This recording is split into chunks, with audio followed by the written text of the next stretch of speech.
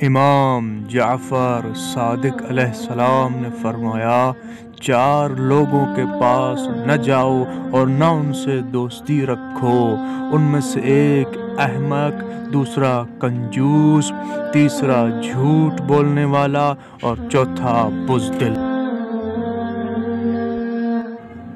احمق دنیا کا فائدہ چاہے گا مگر نقصان پہنچا دے گا۔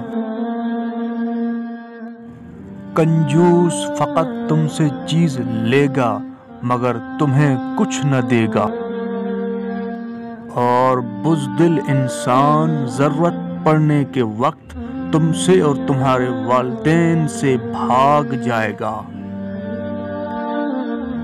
اور فرمایا، جھوٹا انسان اگر سچ بھی کہے گا تو اس کی بات پر کوئی یقین نہیں کرے گا۔